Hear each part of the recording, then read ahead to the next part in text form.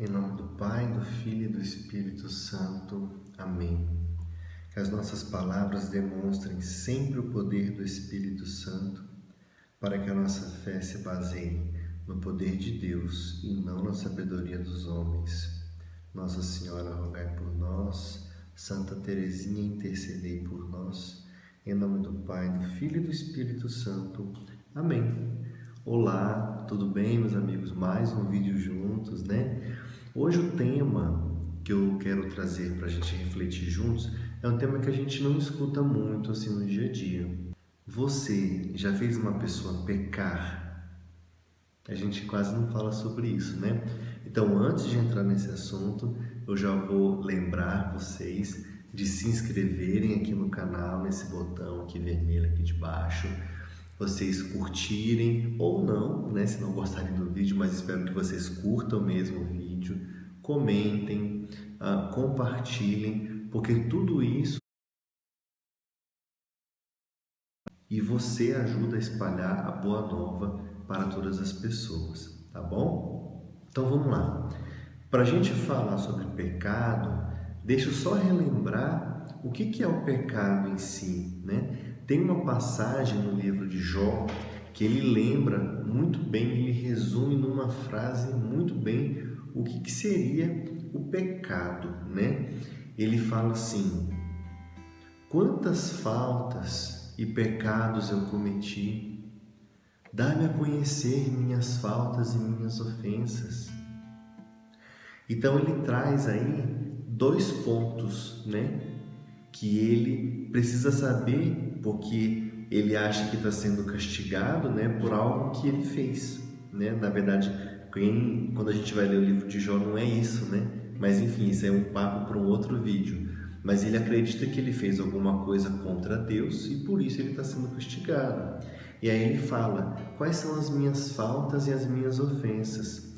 E aí essas duas palavras, elas conseguem nos ajudar a entender o que é pecar, né? Quando a gente fala nas faltas contra Deus, né, é muito quando a gente deixa de fazer algo que Deus quer, né? A gente fica em falta em relação a Deus. Ele quer que a gente faça algo e a gente não faz. E quando Jó fala das ofensas, é o contrário.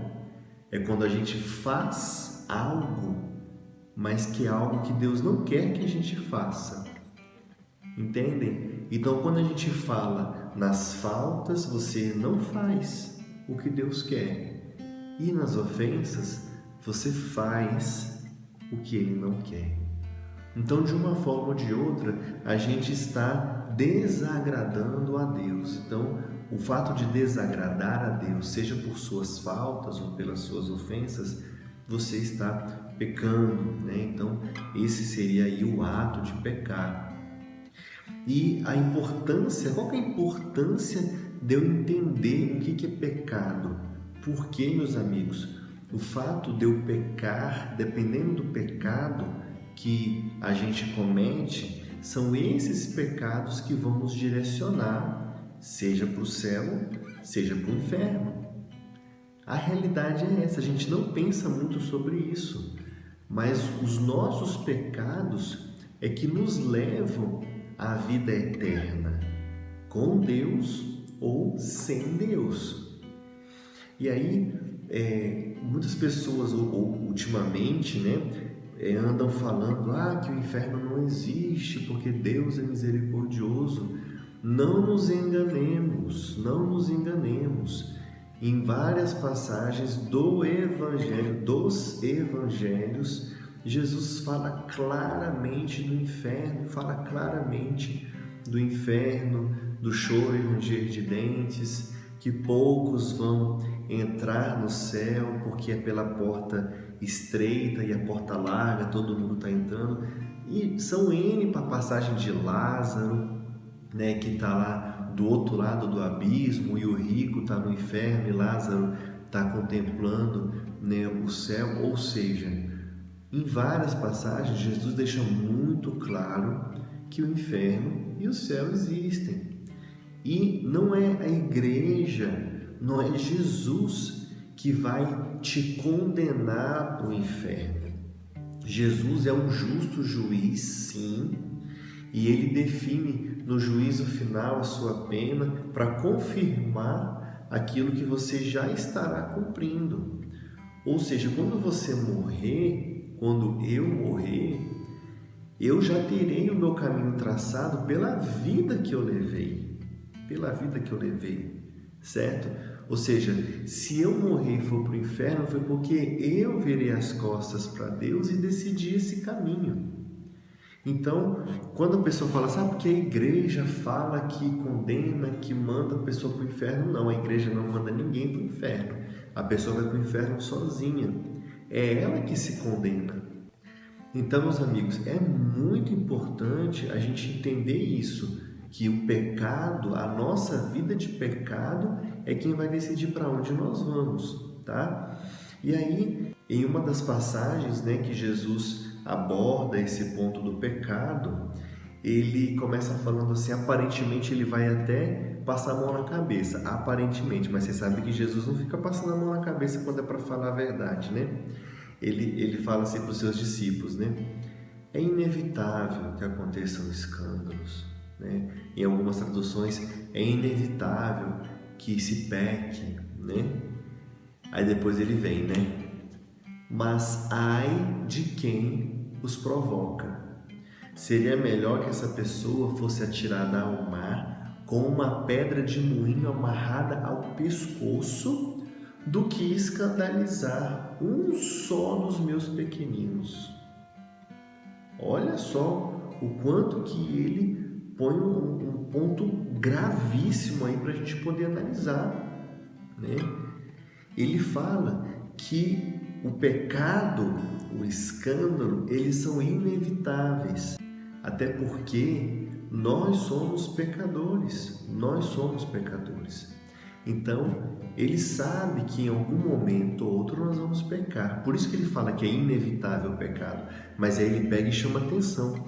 Mas ai daquele que provoca o pecado. Ai daquele que provoca o pecado. Seria melhor que essa pessoa se fosse atirada ao mar com uma pedra de moinho amarrada ao pescoço do que ela escandalizar um só dos pequeninos de Deus. E aí você pode perceber que você pode sim estar levando pessoas para o inferno. Quando você escandaliza as pessoas, ou seja, faz com que elas cometam pecados também, essas pessoas podem estar indo para o inferno. E aí você vai falar assim, mas eu não faço ninguém não, eu nunca, a culpa não é minha não, cada um faz a sua vida o que quiser. E aí eu vou concordar com você, de fato, a pessoa tem um livre-arbítrio, né? Graças a Deus, literalmente falando, né, ele nos deu um livre-arbítrio, mas ao mesmo tempo que as pessoas têm um livre-arbítrio para fazer o que quiserem, elas têm um livre-arbítrio para seguir quem elas quiserem. E se de repente elas estiverem seguindo você, então, meu amigo e minha amiga, sim, você pode sim estar contribuindo para que alguém vá para o inferno. Aí você pode falar assim, mas eu já ajudei a levar 100 pessoas para o céu, né? Porque eu preguei, porque eu não sei o que, eu sou padrinho do fulano da Beltrana, né? E eu ajudei a converter o Zé, a Maria e o João. Beleza. Você pode ter ajudado 1000, mas um só que você leve para o inferno, não adiantou nada esses 1000 que você fez. E aí, Santa Teresa d'Ávila, né, no livro dela, O Caminho da Perfeição, ela fala uma frase que é muito isso, né? Ela fala que ela daria 1000 vidas por uma só alma. Ela daria 1000 vidas pela salvação de uma só alma. Tamanha importância que é uma alma para Deus, né? Deus, Jesus, ele, por conta de uma ovelha, ele vai atrás dessa ovelha. Então, não é porque é uma só, Deus não olha, mas você fez o bem para 100 e o mal só para uma, não. Então, proporcionalmente falando, não, você levou uma pessoa para o inferno. Então, essa uma alma, para Deus, ela é a mais importante de todas as almas. Então, não importa se é uma ou se é 100, ela é importante para Deus. E aí, nesse momento que nós estamos passando agora, está tendo muito ódio, muita briga, muito desentendimento, muito interesse, né? Entre pessoas aí do poder público, às vezes muito interesse entre poderosos, e muitas vezes você e eu estamos sendo marionetes dessa turma. Você acha que não? Sim, estamos sendo. Se você acha que a política ela vai resolver, ela vai consertar algo, meu amigo, minha amiga, você pode parar então. Para tudo. Inclusive no vídeo que a gente reflete sobre o racismo, né, esse vídeo aqui, eu comento sobre isso lá, né, mas eu vou reforçar um pedaço aqui. A partir do momento que a política é composta por pessoas que estão envolvidas em interesses próprios e de terceiros, a sua cultura e a de terceiros, a sua crença e a de terceiros. Quando você coloca tudo isso num bolo só, vamos pegar os Estados Unidos como exemplo. Quando você e eu nos compadecemos com os Estados Unidos em relação a toda essa crise racial que está acontecendo lá, a gente fala, poxa, vamos nos compadecer com os Estados Unidos e tal. Esse mesmo Estados Unidos é o país onde mais da metade dos seus estados tem a pena de morte como uma sentença legal. E aí você que é cristão, católico, nesse momento que eu estou falando isso, não pode estar pensando, mas está certo, tem gente que tem que morrer mesmo. Não podemos, você não pode, eu não posso pensar nisso. Porque nós cristãos católicos sabemos que só Deus é quem dá e quem tira a vida. Ninguém pode fazer isso no lugar dele. Então vamos fazer assim, você é cristão católico, certo? Beleza, vi que você respondeu certo. Próxima pergunta. Você quer seguir de fato os passos de Jesus? Segunda pergunta. Quer? Você falou que quer. Então vamos lá.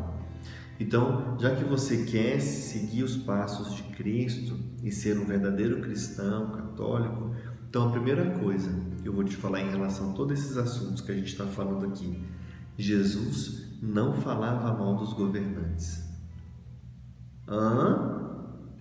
Assustou? Não era para você assustar, porque você já leu o Evangelho várias e várias vezes e você deveria saber disso. Pelo contrário, Jesus não falava mal dos governantes, pelo contrário. E aí eu vou mostrar uma passagem clara sobre isso, né? Tem uma passagem em que os fariseus, junto com toda a sua turma, chegou em Jesus e aí, chegando, né, fazendo aquela conversinha fiada, tu és sábio, tu és verdadeiro, tu és o mestre, tarará, tarará, queremos saber se tu achas certo ou errado pagar os impostos a César. Olha só que pergunta. E aí Cristo, é lógico, sabendo de toda a malícia, Jesus já vira de cara e chama eles de hipócritas. Hipócritas, de cara. E já fala assim, me dá uma moeda. Eles pegam uma moeda, entregam para Jesus e ele fala, quem que está cunhado nesta moeda? Eles falam, César. E Jesus simplesmente fala, então, dai a César o que é de César e dai a Deus o que é de Deus. Simples assim. Ou seja, ele não questionou em nenhum momento se os governantes estavam fazendo certo ou errado. O que ele falou dá o que eles pedem, mas dá a Deus o que é de Deus. Ele está pedindo a conversão. Ele está pedindo a minha e a sua conversão verdadeira. Às vezes eu me digo cristão católico, você se diz cristão católico, mas será que na prática nós estamos sendo? Muitas vezes não. Quando ele fala dai a Deus o que é de Deus, ele está querendo dizer convertam-se. Convertam-se. Porque se houvesse de fato uma conversão, essa conversão lá no final chegaria na política. Sim, o caminho não é arrumar a política, o caminho é a conversão. E por consequência, a gente com certeza vai ter um mundo muito melhor.